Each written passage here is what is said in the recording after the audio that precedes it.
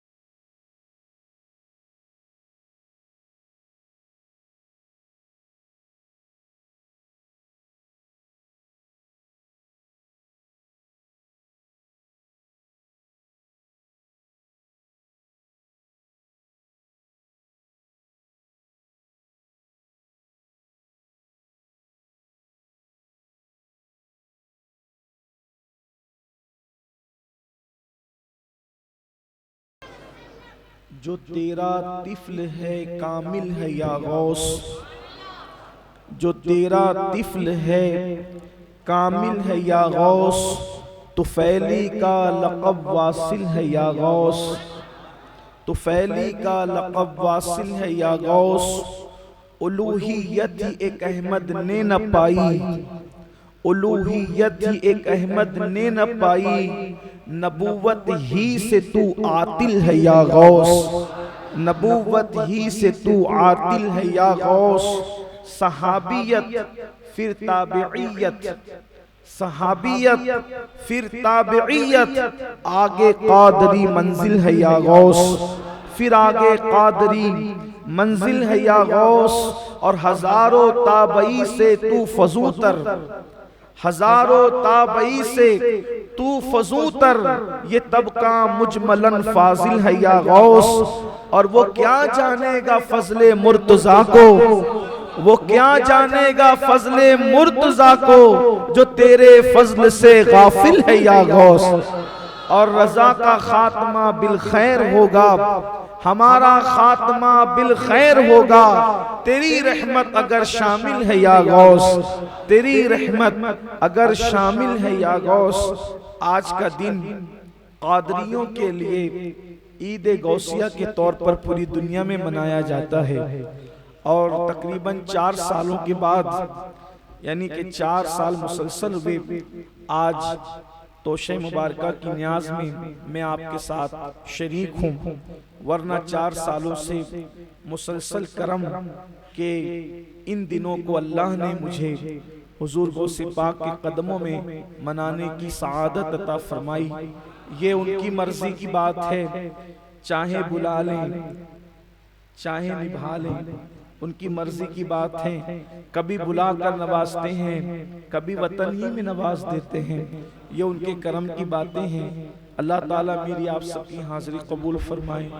چونکہ آج کی یہ محفل بالخصوص دعا کے لیے اور ختم شریف کے لیے ہوتی ہے، اور کافی دیر سے آپ بیٹھے ہیں اور جگہ کی قلت کی وجہ سے لوگ کھڑے ہیں، اس لیے اب کوئی تفصیلی یا لمبی چوڑی گفتگو کرنے کی بجائے یہ مناسب سمجھا گیا کہ مختصراً صرف اختصار سے حصول برکت کے لیے اور نئی نسل کو یہ پتہ چلے کہ حضور غوثیت مآب کی شان کیا ہے۔ ویسے کوئی بتانے کی ضرورت نہیں ہے، شرق سے لے کے غرب تک سب کو پتہ ہے، لیکن یہ بات اس لیے بیان کی جاتی ہے تاکہ دلوں کے اندر ایک ولولہ، جوش، یقین، مزید استحکام پذیر ہو جائے۔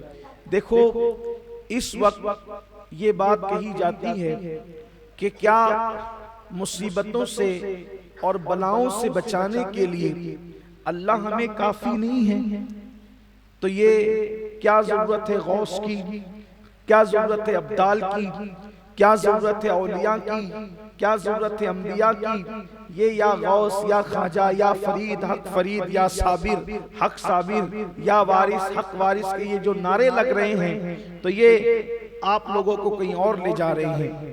لیکن اپنی عادت ہمیشہ سے یہ رہی ہے کہ ہم کوئی بات ملا سے پوچھنے کی بجائے پہلے اللہ سے پوچھیں کہ کیا واقعی یہ بات صحیح ہے کہ یہ لوگ ناقابل قبول ہیں، یہ ناقابل، یہ رد کرنے کے قابل ہیں، کیا کوئی بچا نہیں سکتا، کوئی مصیبت دور نہیں کر سکتا؟ تو اللہ تبارک و تعالی ارشاد فرماتا ہے، دیکھو قرآن کہتا ہے، قرآن مقدس کی آیہ کریمہ ہے، ہر بات پہلے اللہ سے پوچھیں، اس کے بعد پھر کسی کی بات پر اعتبار کریں، بلکہ ہر انسان کی بات اسی وقت قابل قبول ہے جب اس کی بات اللہ کی باتوں کی فرامین کی روشنی میں ہو.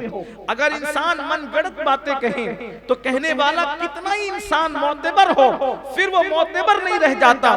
جس کی بات قرآن و سنت سے ٹکرائے پھر وہ معتبر نہیں رہ جاتا. اگر یہی بات ہے کہ اللہ اکبر اولیاء کو رد کر دیا جائے اور یہ کوئی کام نہیں آ سکتے، بلکہ یہاں تک کہا جاتا ہے کہ وہ تو اپنی ناک سے مکھی بھی نہیں اڑا سکتے، وہ تمہاری مدد کیا کریں گے، وہ تو معاذ اللہ پڑی ہوئی مورتیوں کی طرح ہے، کہیں پر کھڑی ہے کہیں پر پڑی ہے. کیا یہی اسلامی تصور ہے؟ کیا یہی اسلامی نظریہ ہے؟ تو قرآن سے پوچھیں. قرآن کہتا ہے الاخلاء یومئذ بعضهم لبعض عدو. قرآن مقدس کی آیت کہتی ہے کہ قیامت کے دن، قیامت کا دن وہ مصیبت کا دن ہوگا. جتنی مصیبتیں ہیں قیامت سے بڑی کوئی مصیبت نہیں ہے. ساری مصیبتیں قیامت کی مصیبتوں کے سامنے ہیچ ہے. اگر قیامت کی مصیبتوں کا ذکر ہو تو اندازہ کریں قرآن جس کے بارے میں کہیں کہ قیامت کی مصیبتوں والی آواز کو سن کر حمل والی اونٹنیاں اپنے حمل کو ضائع کر دے، ستارے آپس میں ٹکرا جائیں، زمین پھٹ جائے، آسمان پھٹ جائے. جبریل امین کے بارے میں قرآن کہتا ہے یوم یقوم الروح والملائکہ صفا لا یتکلمون الا من اذن، کہ جبریل اور سارے فرشتے قیامت کے دن اللہ کی ہیبت کی وجہ سے تھر تھر کانپے، کسی میں کلام کی جرت نہیں. کوئی ماں کسی بیٹے کے کام نہ آئے، کوئی باپ اپنے بیٹے کے کام نہ آئے، رشتے خون کے ٹوٹ جائیں. قرآن کہتا ہے اس وقت کا حال یہ ہے کہ سارے گہرے دوست، اخلاء خلیل کی جمع ہے، اور خلیل کہتے ہیں گہرے دوست کو، دوستی کی انتہا کو خلیل کہتے ہیں. خلیل یعنی سب سے گہرا دوست. خلیل کا مطلب کیا؟ اگر یار کے لیے بیٹے کی گردن پہ چھری رکھنا پڑ جائے تو پھر وہ بیٹا نہ دیکھے یار دیکھے، خلیل اس کو کہتے ہیں. اگر یار کے لیے، یار کی خوشی کے لیے بیوی کو وادیے غیر ذی زرع میں چھوڑنا پڑ جائے تو پھر بیوی نہیں دیکھی جاتی بلکہ یار دیکھا جاتا ہے. اللہ اکبر. یہ تو میں نے اشارہ دیا ہے. تو خلیل گہرے پکے دوستوں کو کہتے ہیں. قرآن کہتا ہے سارے تمہارے خلیل اخلاء، تمہارے سارے گہرے دوست یہ نہیں جو چائے کے دوست ہے، نا، یہ چائے والے دوست تو دوست ہی نہیں ہے. یہ تحفے طائف اور پارٹی والے دوست تو دوست ہی نہیں ہے. قرآن کہتا ہے وہ دوست جو تمہارے لیے دنیا میں جان دے سکتے ہیں، جان دے سکتے ہیں، جانیں قربان کر سکتے ہیں، اپنی بیویوں کو تمہارے لیے چھوڑنے کا حوصلہ رکھتے ہیں. اخلاء خلیل ہے وہ تمہارے خلیل، خلیل ہے. اللہ فرماتا ہے وہ خلیل پکے دوست قیامت کے دن تمہارے دشمن بن جائیں گے. جو دنیا میں تمہارے لیے قربانیاں دیتے تھے وہ تمہارے دشمن بن جائیں گے. تو پھر اللہ کام کون آئے گا؟ اللہ کون کام آئے گا؟ اللہ کو کیا فرمانا تھا؟ میں، یہی تو ہے نا. اللہ کو کیا فرمانا؟ اللہ کے سوا کوئی کام نہیں آئے گا، اللہ کے سوا کوئی نہیں بخشے گا. اللہ کے سوا کسی کی امداد نہیں ہوگی، نہیں، لیکن اللہ نے بیان کیا الَّذِلَّهُ يَوْمَئِذٍ بَعْضُهُمْ لِبَعْضٍ عَدُوٌّ، کوئی تمہارا خلیل دوست تمہارے کام نہیں آئے گا، بلکہ وہ دشمن ہو جائے گا، عدو تمہارا دشمن ہو جائے گا۔ دشمن کیسے ہوگا؟ وہ کہے گا مجھے جنت میں ڈال دے، میرے بدلے اس کو جہنم میں۔ بڑی قربانی حدیث کی، لیکن آج نہیں، آج تو مئی میں نفسی نفسی، قرآن کہتے جہاں گہرے دوست و دشمن ہوں گے کون کام آئے گا؟ اِلَّا الْمُتَّقِينَ، وہاں پر متقی لوگ تمہاری مدد کرنے کے لیے آئیں گے۔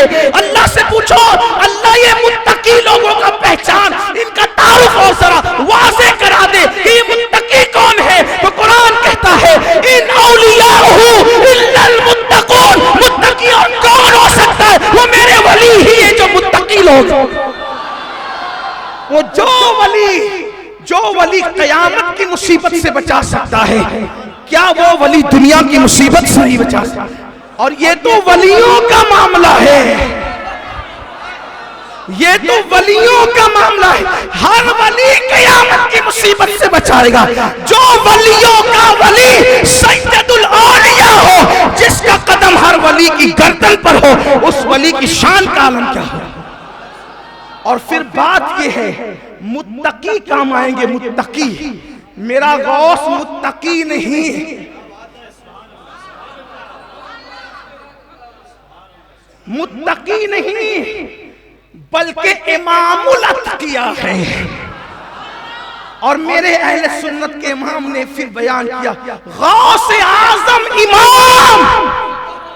ارے جب متقیوں کی عوام قیامت میں کام آئے گی، جو متقیوں کا امام ہوگا اس کی شان کا عالم کیا؟ کہتے ہیں غوث اعظم امام متقا والنقا، غوث اعظم امام متقا والنقا، جلوے شان قدرت پہ لاکھوں سر۔ یہ قیامت میں کام آنے وہ لوگ ہیں، دنیا میں کیوں کام نہ آئیں؟ تو اور پھر غوث پاک، بس اسی پہ بات مکمل کر دی جائے۔ کون غوث پاک؟ شیخ عبدالحق محدث دہلوی فرماتے ہیں جس کے آنگن میں، جس کی خانقاہ کی آنگن میں صرف جھاڑو دینے سے اللہ نے لوگوں کو ولایت عطا کی۔ اور جب غوث پاک کا ظاہری دور تھا، غوث پاک کا جب ظاہری دور تھا، اس وقت تو کوئی غوث پاک کے محلے سے کوئی ولی جاتا تھا، ولی ایسے ڈائریکٹ نہیں جا سکتا تھا۔ پہلے چوکھٹ چومو غوث پاک کی، پھر جاؤ، اور اگر کوئی اکڑ کے چلا گیا ولایت رہ نہیں جاتی تھی، چھین لی جاتی تھی۔ اٹھائیے، اب میں اس کی بات کر رہا ہوں جو چشتیت کا آفتاب و مہتاب، آب روب سلسلہ چشتیہ، ہمارے پیر نظام الحق والدین، سلطان الاولیاء فی الہند، محبوب الہی حضرت خواجہ نظام الدین اولیاء، وہ اپنے ملفوظات میں بیان کرتے ہیں۔ دیکھو غوث پاک کیا ہے، پہلے یہ سمجھ لیں آپ ولیوں کی الگ الگ ڈگری ہے، کیٹیگری ہے، سب ولی ایک سے نہیں ہے، ہر ولی کی الگ الگ ڈگریاں ہیں۔ جیسے کوئی ولی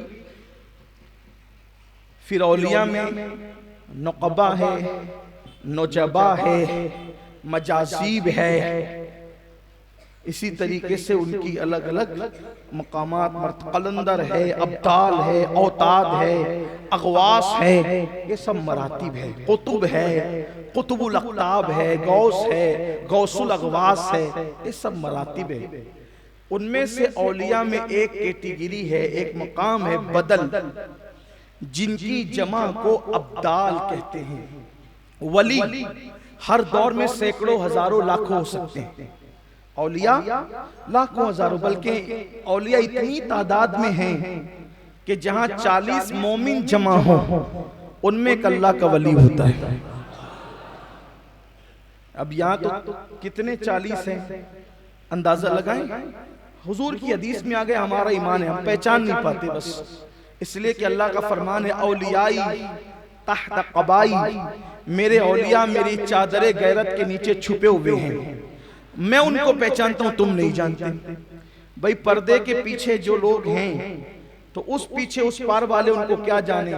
دو ہی چیز ہوگی کہ آپ خود پردے میں آ جائیں تو کون کون پردے میں پتہ چل جاتا ہے. اسی لئے کہا جاتا ہے ولی کو ولی پہچانتا ہے.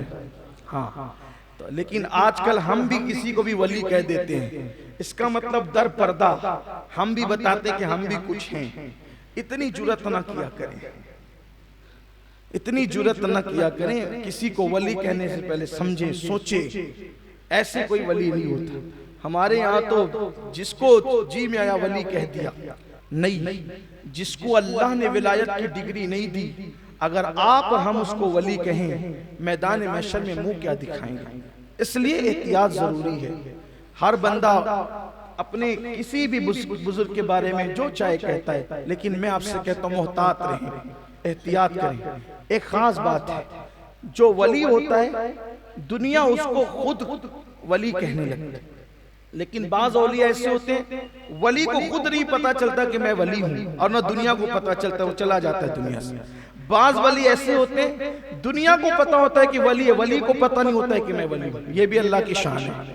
اور بعض ولی ایسے ہوتے ہیں کہ ولی کو پتا ہوتا ہے کہ میں ولی ہوں, اور لوگوں کو پتا نہیں ہوتا ہے کہ وہ ولی ہے. یہ سب اولیاء اللہ کے مقامات ہیں. بہرحال ہزاروں لاکھوں اولیاء ہیں, لیکن ولی کی پہچان جو حضور نے بیان فرمائی وہ یہ ہے کہ اس کو دیکھو تو خدا یاد آ جائے. خدا یاد آ جائے کا مطلب کیا؟ یعنی کہ جب تم اس کی محفل میں بیٹھو تو تمہارے دل کے اندر اللہ کی یاد کا جذبہ پیدا ہو, ذکر کا جذبہ پیدا ہو, عبادت کا جذبہ پیدا ہو, دین سے قریب ہونے کا جذبہ. یہ ہے اس کا مطلب. یعنی وہ جو لالی پوڈر والا حسن ہے اس کی طرف اشارہ نہیں ہے. ورنہ بلال پھر کیا اولیاء اللہ میں نہیں ہے, اہل اللہ میں نہیں ہے؟ تو یہ بات بہت وہ ہے کہ یہ دل زندہ ہوتا ہے. ولی کسی محفل میں قدم رکھتے تو محفل کا رنگ بدل جاتا ہے. اس کی روحانیت, اسے لوگ نہ بھی دیکھیں تو محفل کا رنگ بدل جاتا ہے. جیسے کچھ محفلیں ایسی ہوتی ہیں کہ کچھ محفلوں کے اندر ہوتے وہی لوگ ہیں, لیکن ایسا لگتا ہے یار آج کچھ الگ کیف تھا, تو کوئی الگ آ گیا تھا اس لیے وہ الگ کیف تھا. یہ چیزیں ہوتی ہے. خطیب وہی, مجمع وہی, محفل وہی, لیکن رنگ بدلتا کیوں ہے؟ کیونکہ یہ اس کی روحانیت کام کرتی ہے. اس کے دل کا کنیکشن مصطفیٰ جان رحمت سے جڑا ہوتا ہے. آپ کو نہیں پتا, غوث پاک جب تک کہ بغداد میں قدم نہیں رکھتے, امام غزالی اس وقت ریشم کے جبے پہنتے تھے, بادشاہوں کی صحبت میں بیٹھتے تھے, وزیروں کے ساتھ بیٹھتے تھے عالم, تھے فقیر, تھے محدث, سب کچھ تھا, لیکن دنیا کا رنگ اتنا غالب تھا کہ ریشمی جبے پہنتے تھے. حالانکہ غوث پاک کے امام غزالی کی ملاقات بہت معتبر ذرائع سے ثابت نہیں ہوتی, کبھی ملاقات نہیں ہوئی, لیکن 18 سال کی عمر میں غوث پاک نے صرف بغداد میں قدم رکھا تو غوث پاک کے قدم کی برکت یہ تھی کہ امام غزالی کے دل سے دنیا کی محبت نکل گئی اور وہ تصوف کی طرف مائل ہو گئے, چھوڑ دیا بادشاہوں کی صحبت. صرف یہ قدم کی برکت ہے. یہ قدم, میں اسی لیے تو لوگوں سے کہتا ہوں کہ جس غوث پاک کے قدم کی یہ برکت ہو کہ بغداد میں قدم رکھ دیں تو ماحول بدل جائے. جس کے قدم کا یہ حال ہو اس کے قلم چلتا ہوگا تو قلم کا حال کیا ہوگا, اس کی زبان چلتی ہوگی تو زبان کا کیا. اسی لیے تو میرے امام کہتے ہیں نا کہ غوث پاک نے کہا حکم نافذ ہے تیرا, خامہ تیرا, سیف تیری. حکم نافذ ہے تیرا, خامہ تیرا, سیف تیری, دم میں جو چاہے کرے, دور ہے شاہا تیرا. قدم رکھنے سے انقلاب آیا, بغداد میں ماحول بدلا, ماحول تبدیل ہوا. یہ غوث پاک کی روحانیت, اور 18 سال کی عمر میں یہ روحانیت ہے تو 90 سال کی عمر میں روحانیت کا عالم کیا ہوگا. تو اولیاء لاکھوں ہزاروں میں ہوتے ہیں, لیکن ہزاروں لاکھوں میں ابدال جو ہوتے ہیں, ابدال وہ صرف 40 ہوتے ہیں. یعنی ابدال زیادہ. اس کا مطلب کوالٹی پر نظر ہے آپ کہ کس شان کے لوگ ہیں وہ جنہیں ابدال کہتے ہیں, اور کون ہے وہ؟ سرکار علیہ السلام فرماتے انہی کی وجہ سے بارش برستی ہے. حدیث پاک ہے, اجابت الغوث علامہ شامی کا مختصر سا رسالہ, اس کے اندر یہ روایت موجود ہے. ان کی وجہ سے بارش برستی, ان کی وجہ سے مصیبتیں دور ہوتی ہیں, ان کی وجہ سے تکلیفیں دور ہوتی ہیں, ان کی وجہ سے زمین سے اناج اگتا ہے. اب سمجھ میں آیا ابدال کون ہے, ابدال کی شان کیا ہے. اب سنو حضرت محبوب الہی ہمارے مرشد کیا فرماتے ہیں. فرماتے ہیں کہ غوث پاک کا ایک مرید غوث پاک کی خانقاہ میں داخل ہوا تو کیا دیکھا کہ دروازے پر ایک آدمی گرا پڑا ہوا ہے، زمین پہ خاک میں پڑا ہوا ہے، اس کے ہاتھ پیر کام نہیں کرتے، وہ روتا ہے، کہتا ہے کہ معاف کر دو معاف کر دو معاف کر دو۔ کون کہہ رہا ہے؟ محبوب الہی بیان کر، ان کے الفاظ، ان کی فرامین کو میں اپنے الفاظ کے جامع میں پیش کر رہا ہوں۔ غوث پاک کا مرید خانقاہ میں آ رہا ہے، ایک بندہ ہاتھ پیر سے معذور مفلوج پڑا ہے اور کہتا ہے مجھے معاف کر دو معاف کر دو، اور مرید جیسے داخل ہو تو کہا ذرا سفارش کر دو کہ معافی مل جائے۔ مرید آیا، کہا سرکار کتنی آہوزاری کر رہا ہے وہ بندہ، اسے معاف کر دیجئے۔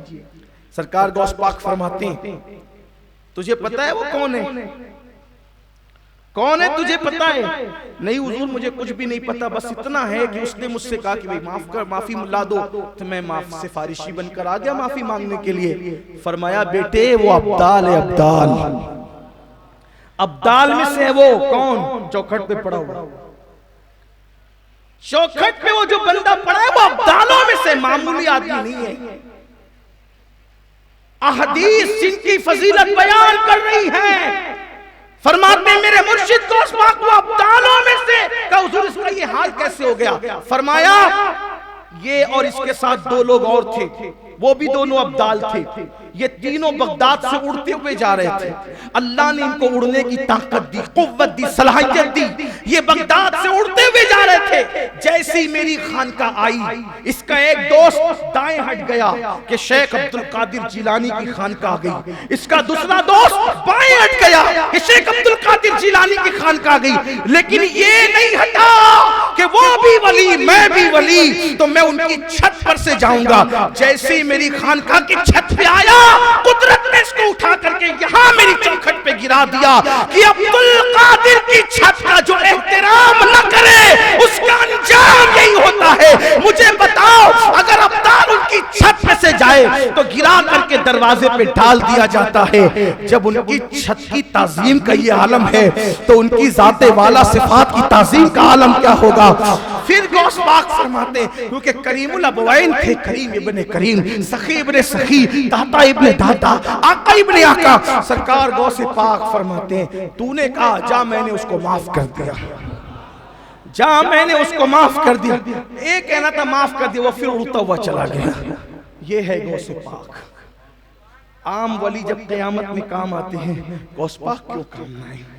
دنیا میں کیوں؟ اسی لیے غوث پاک فرماتے ہیں میرے مرید گھبرا مت، میرے مرید گھبرا مت، اگر تجھے ٹھوکر لگے اور تو گرنے لگے تو میں تیرا ہاتھ تھام کر تجھے گرنے سے بچا لیا کرتا، گرنے نہیں دیتا تجھے، تیری ستر پوشی کرتا ہوں، اگر کوئی تیرا ستر کھول دے تو تیرا ستر پوشی کرتا ہوں۔ فرماتے ہیں جو میرا مرید ہو جاتا ہے پھر میں اس کو ذلیل نہیں ہونے دیتا، اس کی عزت کا میں محافظ بن جاتا ہوں، اس کو ذلیل ہونے نہیں دیتا۔ اسی لیے تو لوگ کہتے ہیں جب تک بکا نہ تھا تو کوئی پوچھتا نہ تھا، تم نے خرید کر مجھے انمول کر دیا۔ یہ غوث پاک ہے، کیا ان کی شان بیان ہو، کیا مقام بیان ہو، وقت کافی ہوا ہے، لیکن میرا دامن دل ایک واقعے کی طرف کھچ رہا ہے تاکہ میں آپ کو بتاؤں کہ میرے غوث ابدال کی بات آئی ہے تو مجھے بات یاد آئی، اسی پہ بات مکمل کرتا ہوں کہ غوث پاک کی چوکھٹ پر ایک ایسے شخص کو غوث پاک نے بٹھایا، بظاہر جو کوئی بیچارے پڑھے لکھے نہیں تھے۔ عام طور پہ ایسے ہوتا ہے کہ چھوٹے موٹے کام ان کو سونپا جاتا ہے، ہم جیسے لوگوں کو کہ بھئی چلیں کچھ پڑھے لکھے نہیں ہے تو کچھ آپ ہی کر دیں، ایسا ہوتا ہے نا، یہ آپ کر لیں وہ آپ کر لیں۔ تو غوث پاک کی چوکھٹ پر ایک ایسا شخص جو بہت زیادہ پڑھا لکھا نہیں، سیدھی سادی بولی بالی طبیعت کا آدمی تھا، غوث پاک نے کہا بیٹے میری خانقاہ میں جو لوگ آتے ہیں تم نے ان کو لوٹے میں بھر کر کے پانی دینا ہے، بس لوٹے میں بھر کے پانی دیا کرو، لوگ وضو کر لیا کریں، ضرورت پوری کر لیا کریں، اتنا کام تم نے کرنا ہے۔ اس طرح کرتے کرتے غوث پاک کی چوکھٹ پہ بیٹھے ہوئے اس شخص کو 40 سال بیتے۔ کتنے سال بیتے؟ 40 سال بیتے۔ توجہ کرنا، آپ کی آج کی محفل سے متعلق خاص یہ بات ہے، اللہ کرے یقین اپنا پختہ ہو۔ دیکھو بن یقین کے کچھ نہیں ملتا، کیونکہ مجھے آج سے پہلے کئی لوگوں نے کہا کہ کھجور شریف، پھول اور توشے شریف کی نیاز جتنے لوگ لے گئے اللہ تعالیٰ نے سب کو اولاد سے نوازا. اب تو لوگ باہر سے بھی جو ہے وہ کہ ہمارے لیے ہم نے یہی کہا بھائی دیکھو کوئی نئی چیز نہیں ہے، یہی ہے سب، بس یقین سے کھانے کی ضرورت ہے، یقین چاہیے.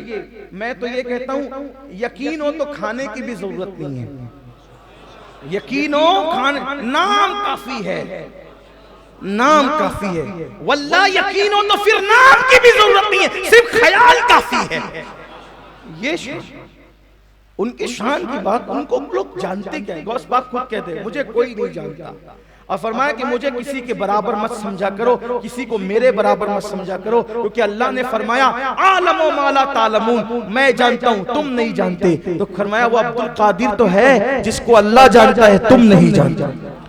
غوث پاک فرماتے ہیں انسانوں کے بھی پیر ہیں، سب انسانوں کے پیر ہیں نا، پیر فرماتے ہیں ان کے پیروں کا نام عبد القادر جیلانی. انسانوں کے پیروں کے پیر کا نام عبد القادر جیلانی. جنات کے بھی پیر ہیں، جنات کے بھی پیروں کے پیر کا نام عبد القادر جیلانی. فرشتوں کے بھی پیر ہیں، فرشتوں کے بھی پیروں کے پیر کا نام عبد القادر جیلانی. کوئی ہے ایسا لاؤ جو فرشتوں کے بھی پیروں کا پیر ہو. یہ ہے غوث پاک کی شان. اس کو شیخ محقق نے بھی لکھا ہے، امام اہل سنت نے بھی لکھا ہے، بہت بڑے بڑے بزرگوں نے اس کو لکھا ہے. یہ شان ہے غوث پاک کی. تو وہ جو صحاب تھے وہ وضو کا پانی لوٹے میں بھر کر لوگوں کو ضرورت کے لیے دیتے تھے. 40 سال بیتے. اب خادم تھے، خدمت کرتے تھے. اس بنیاد پر غوث پاک کی محفل میں، صحبت میں زیادہ رہنے کا وقت نہیں ملتا تھا. اور غوث پاک کی محفل میں آتے کون تھے؟ بڑے بڑے اغواس، ابدال، قطب، یہ سب آتے تھے. اور بلکہ وہاں تو حال یہ تھا کہ اگر چور بھی چلا آتا تو وہ بھی چور بن کر جاتا نہیں تھا، آتا تھا چور قطب بن کر جاتا تھا. چور آئے قطب بن کر جائے. یہ شان ہے مرشد غوث پاک کی. تو بڑے بڑے لوگ دور دور سے آئے ملنے کے لیے، وہ پانی دیتے رہے. ایک دن 2 بندے آئے، ان 2 بندوں پہ نظر پڑی تو انہی پر دل آ گیا. اور جب ان پر دل آیا تو اس شخص نے کہا کہ صاحبو مجھے بھی اپنے ساتھ لے چلو، میں یہاں اب نہیں رہنا چاہتا، اب میں یہاں نہیں رہنا چاہتا، مجھے بھی لے چلو، کچھ منزلیں مجھے بھی تو چاہیے. یہاں بٹھا رکھا ہے، ملاقاتیں کم ہوتی ہے، نظر بھی کم پڑتی ہے. حالانکہ جس کا فرمان نظر تو الہ بلاد اللہ جماع، کہ میں اللہ کے شہروں کو ایسے دیکھتا ہوں جیسے تم ہتھیلی پہ رائی کا دانہ دیکھتے ہو. پھر وہاں آنکھوں سے دیکھنے کا کیا معاملہ، پھر وہاں تو نظر میں ہے نا، پھر تو نظر میں، وہاں تو نظر ہی کے اندر ہے. واللہ ان کی نظر میں نہ ہوتے تو اوروں کی نظر تو اب تک خاتمہ کر چکی ہوتی. یہ ان کی نظر کی برکت ہے کہ اوروں کی نظر پڑنے نہیں دیتے. یہ حضور غوث العظم دستگیر کی شان ہے. بہرحال انہوں نے کہا صاحبو مجھے بھی اپنے ساتھ لے چلو. وہ دونوں تھے ابدالوں میں، وہ بھی دونوں ابدالوں میں سے تھے. مرشدی غوث پاک کو ملنے آئے تھے. جب انہوں نے کہا، اور ابدال لوگ بڑے سیدھے سادے بھولے بھالے ہوتے ہیں، وہ کسی کو نہ نہیں کہتے. میرے آقا فرماتے ہیں وہ بھوکے رہتے ہیں، کھاتے نہیں ہیں، جلدی سے نہیں کھاتے.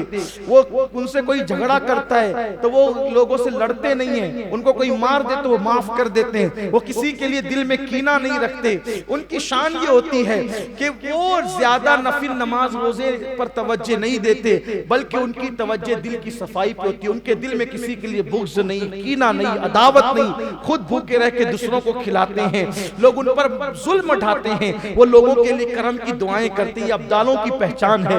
اور وہ لوگ بھوکے پیاسے زیادہ رہتے ہیں، لیکن ان پر دل آ گیا تو انہوں نے کہا چلیے میں بھی چلتا ہوں. انہوں نے کہا چلیں ٹھیک ہے چلتے ہیں. چلے تھوڑی دور چلے تھے. جو ناز و نعم میں پلتا ہے پھر اس کے تو نخرے کچھ اور ہوتے. کچھ دور چلے، کہا حضرات مجھے تو بھوک لگ گئی، اس لیے کہ میں جہاں سے آ رہا ہوں وہاں کھانے پینے اور دسترخوان بڑے وسیع تھے، کیونکہ غوث پاک کا لنگر ایسا شاندار چلتا تھا، آج بھی چلتا ہے، آج بھی چلتا ہے.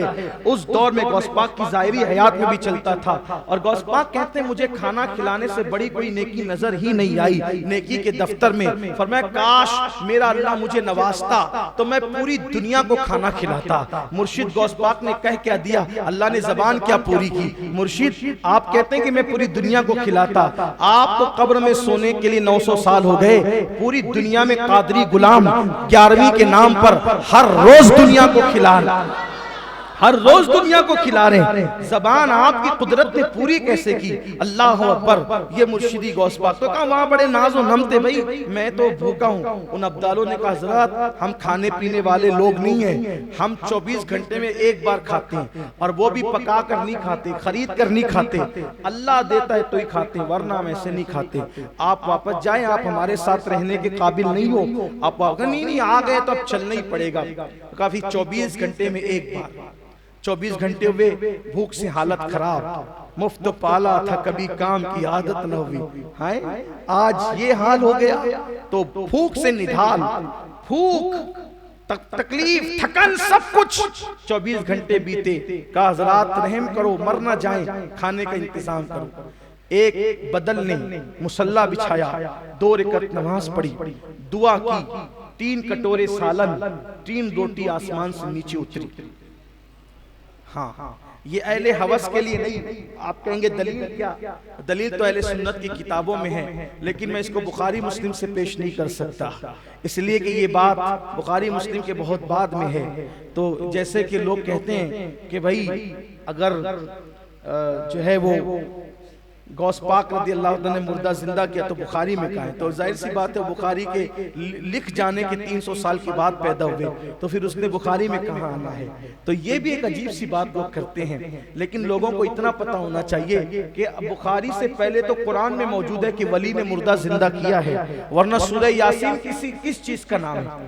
سورہ یاسین کے اندر موجود ہے، صادق، صدوق اور شمون کا جو واقعہ ہے یہ اسی کے اندر موجود ہے کہ ولیوں نے مردہ زندہ کیا ہے۔ اور اس کا معاملہ یہ ہے کہ جب وہ مردہ زندہ کر رہے تھے تو حضرت عیسیٰ علیہ السلام چوتھے آسمان پہ کہہ رہے تھے مولا میری امت کا ولی دعا کر رہا ہے، لاج رکھنا تیرا کام ہے۔ سفارش کون کر رہا تھا؟ عیسیٰ علیہ السلام، کہ میرا ولی دعا کر رہا ہے، لاج رکھنا تیرا کام ہے، کیونکہ وہ میرے دین کا محافظ بن کر کھڑا ہے۔ تو اب کیا ہمیں قرآن سے یہ سبق نہیں ملتا کہ اگر سورہ یاسین یہ بتا رہا ہے کہ امت عیسیٰ دعا کرے امت عیسیٰ کا ولی، تو پھر سفارش کے لیے حضرت عیسیٰ کھڑے رہتے ہیں کہ میرے دین کی حقانیت کا سوال ہے، تو نے مردہ زندہ کرنا ہے اگر اس نے کہہ دیا تو۔ اور جب غوث پاک کہتے ہوں گے قم باذن اللہ، تو مصطفیٰ جان رحمت کہتے ہوں گے میرا عبدالقادر کھڑا ہے مولا، اب لاج تیرے ہاتھ۔ اب معاملہ صرف دین کا ہی نہیں، دین کا بھی ہے، محی الدین کا بھی ہے۔ تو سفارش عیسیٰ سے جب یہ کام ہوتا ہے تو سفارش مصطفیٰ سے بھی ہوتا ہے۔ یہ سورہ یاسین کہہ رہی ہے، اخذ کرنے کی بات ہوتی ہے، لیکن ان کو یہ باتیں کہاں سے ملے جن کو باب مدینۃ العلم سے فیض نہ ملے، جن کے کنیکشن کٹے ہوں، ان کے گھر میں بھی بجلیاں روشن ہوتی ہیں۔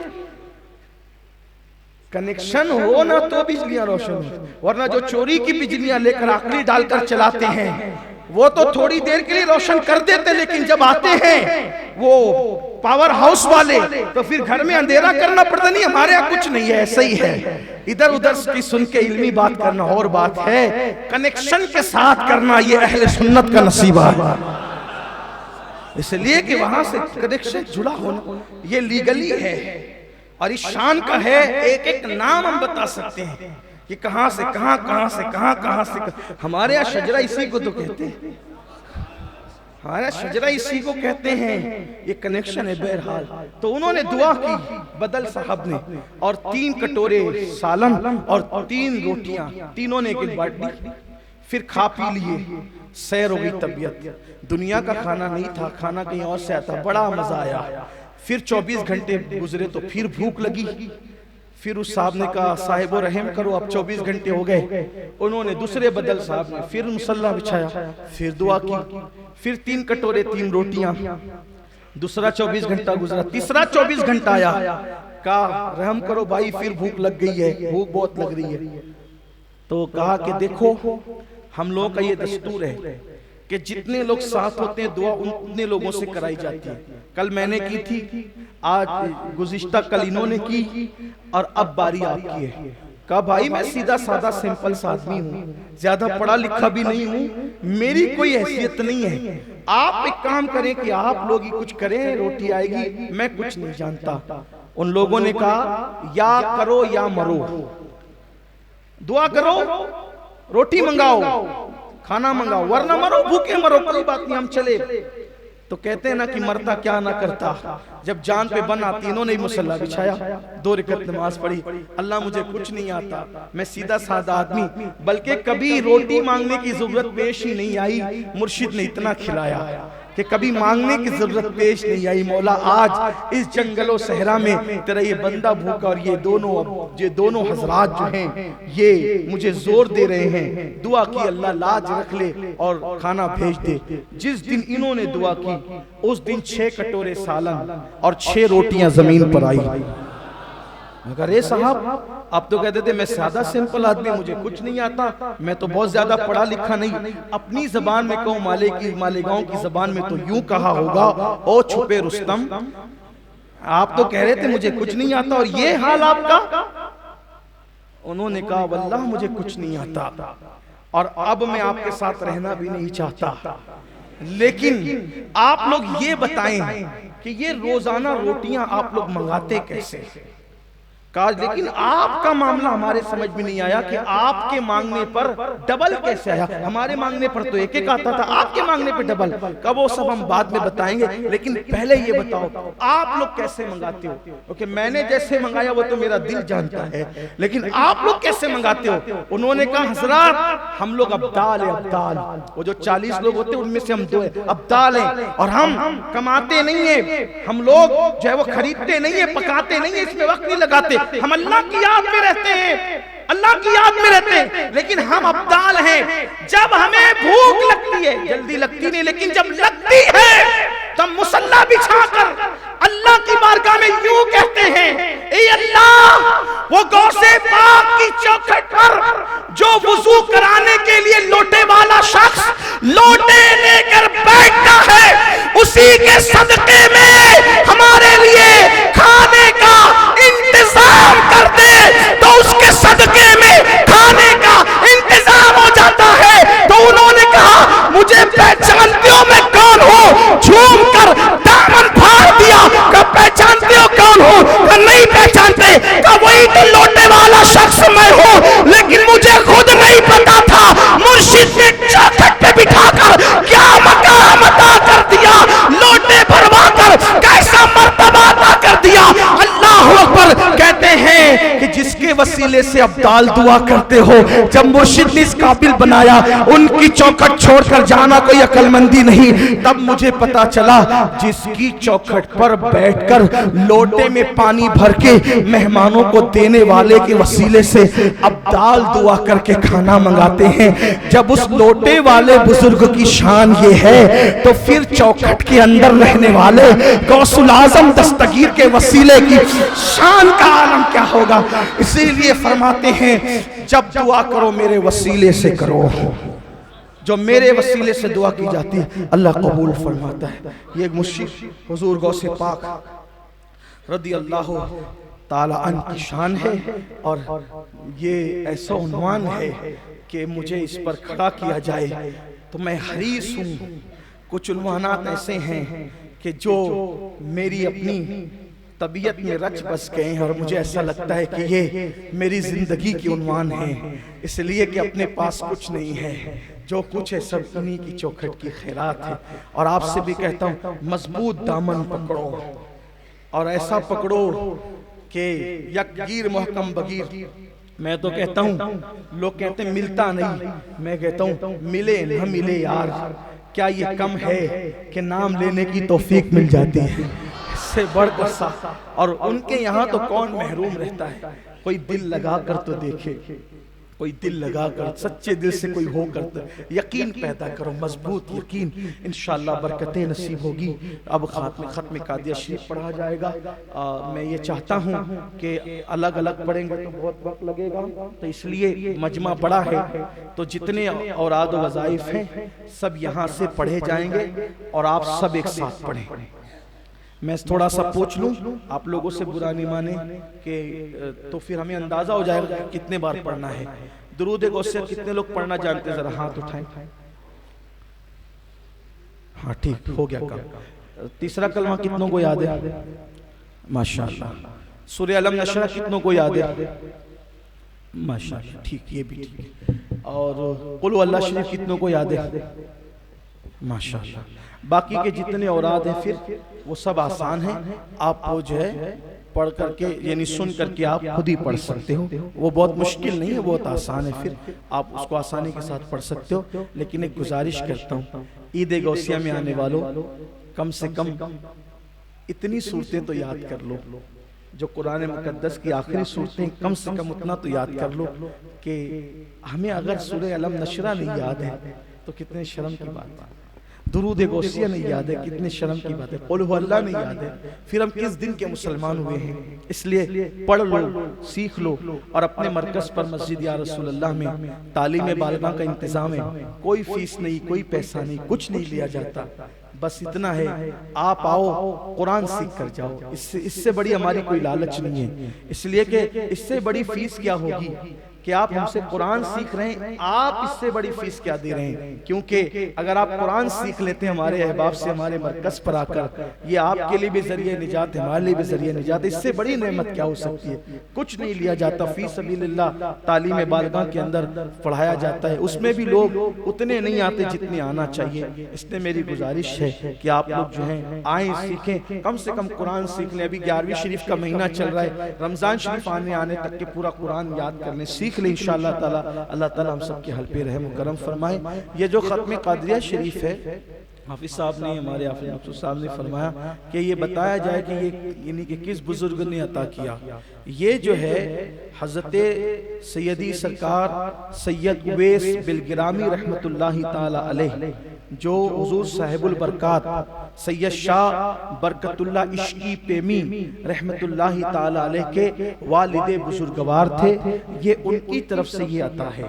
یعنی اپنے سلسلہ قادریہ برکاتیہ کے جو امام ہیں، جن کے بارے میں ہم پڑھتے ہیں شجرے کے اندر کہ دین و دنیا کی ہمیں برکات دے، برکات سے عشق حق دے، عشق یہ عشق انتماء کے واسطے.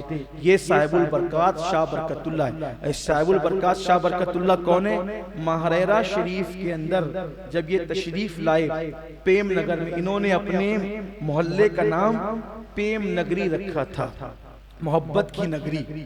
اور ان کا تخلص تھا جو ہے وہ عشقی، اسی لیے ان کو عشقی پیمی کہتے ہیں. یہ اللہ کا ذکر ایسا کرتے تھے کہ پرندے ان سے اللہ کا ذکر سن کر اللہ کا ذکر کرنے والے بن گئے تھے.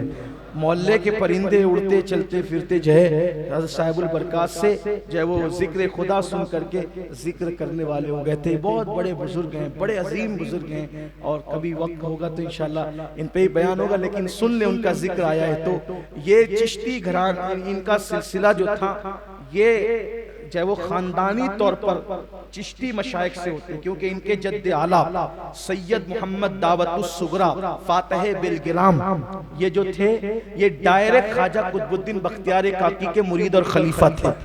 لیکن چشتی ہونے کے بعد بھی ان کا دل غوث پاک سے بہت لگا ہوا تھا. حالانکہ کوئی چشتی غوث پاک سے کبھی دشمنی نہیں کرتا. ہاں ظاہر سی بات ہے، وہاں تو کوئی سنی کسی ولی سے دشمنی کیسے کرے گا، لیکن دلوں کی بات ہوتی ہے، کسی دل میں کوئی زیادہ سما جاتا ہے، ایسا ہوتا ہے نا. تو غوث پاک سے دل لگا ہوا تھا. تو غوث پاک خواب میں تشریف لائے، فرمایا کہ تم قادری سلسلے کا اجرا کرو اور قادری سلسلے میں مرید کرو.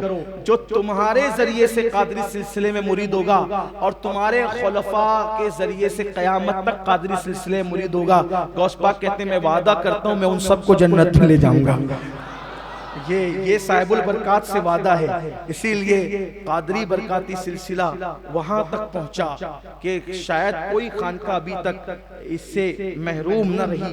حضرت کے چوچھے مقدسہ کی خانقاہ جو تقریباً 600 سال سے زائد سے خدمت انجام دے رہی ہے، وہاں کے جان نشین و سجادہ نشین حضور اعلیٰ حضرت اشرفی میاں رحمت اللہ علیہ بھی برکاتی نسبتیں حاصل کرنے کے لیے ماہریرہ شریف آئے. امام احمد رضا محدث بریلوی ان کے والد، اور پھر اس کے بعد بدایوں کے شاہ عبد المجید عین الحق سے لے کر حضرت فضل رسول، حضرت تاج الفضول مولانا عبد القادر بدایونی، مولانا عبد المقتدر بدایونی، مولانا عبد القدیر بدایونی، یہ ایک سلسلہ ہے. اور بھی سلسلے برکاتیہ کی بڑی برکتیں ہیں. اللہ کا شکر ہے کہ قادری ہیں اور ہر قادری قابل قدر ہیں، لیکن جن سے غوث پاک نے وعدہ کیا ہو جن سے غوث پاک نے وعدہ کیا ہو کہ آپ کے سلسلے میں قیامت تک جو مرید ہوگا آپ کے ذریعے سے میں اس کو جنت میں لے جاؤں گا، اس کی شفاعت کروں گا، بخشش کرواؤں گا۔ اسی لیے یہاں قادری کرنٹ بہت زیادہ ہے۔ ان کے خاندان کے سرکار شاہ حمزہ عینی، وہ اپنا لقب عینی رکھتے تھے، اپنا تخلص عینی رکھتے تھے۔ انہی کا مشہور زمانہ کلام ہے، غوث اعظم بمنے بے سر و ساما مددے، قبلہ دی مددے، کعبہ امام مددے۔ اور مقطع میں کہتے ہیں انتظار کرم تست منے عینی را، اے خدا جو خدا بینو خدا دا مددے۔ جب یہ کلام لکھا سرکار حمزہ عینی نے تو غوث پاک نے عالم بیداری میں کئی مرتبہ ان سے کہا وہ پڑھ کے سناؤ غوث اعظم بمنے، وہ پڑھ کے سناؤ غوث اعظم بمنے۔ کئی مرتبہ غوث پاک نے ان سے سنا، یہ اتنا مقبول زمانہ کلام ہے۔ اور پھر حضور اچھے میاں نے سرکار قادریت کی شان یوں بیان فرمائی، کہتے ہیں غلام غوث اعظم بے کسو مستر نمی مانن، اگر مانن شب مانن شب دیگر نمی مانن۔ کہتے ہیں غوث پاک کا غلام کبھی مسترب ہو ہی نہیں سکتا، پریشان ہو ہی نہیں سکتا۔ کیوں نہیں ہو سکتا؟ اللہ اکبر، کیونکہ وہ غوث پاک کا غلام ہے۔ کہتے ہیں اگر غوث پاک کا غلام پریشان بھی ہوتا ہے صرف ایک رات کے لیے ہوتا ہے، اس کے بعد پھر کبھی نہیں ہوتا۔ تو یہ غوث پاک کی غلامی کا انعام ہے۔ آئیے اب اللہ کی بارگاہ میں توبہ استغفار کریں، اور تھوڑا سا اگر کھسک سکتے ہوں تو، اگر حالانکہ گنجائش نہیں ہے لیکن پھر بھی، کیونکہ مجھے بہت احساس اس کا ہوتا ہے کہ حضور کا کوئی امتی کھڑا ہو، ہم لوگ اطمینان سے بیٹھے ہوں تو مجھے تھوڑا سا دل میرا وہ ہوتا ہے۔ اگر بنا سکتے ہو جگہ تو بنا۔ ادھر والے درود شریف پڑھتے ہوئے اللہ کا فرمان ہے، اللہ کا فرمان ہے کہ اگر تم محفلوں میں اپنے بھائیوں کو جگہ دو گے تو اللہ تمہیں جنت میں جگہ عطا فرمائے گا۔ اور قریب ہاں آپ آ جائیں قریب۔ آئیے سب مل کر پہلے توبہ کر لیں، پھر حافظ صاحب ہمیں وظیفہ پڑھائیں گے۔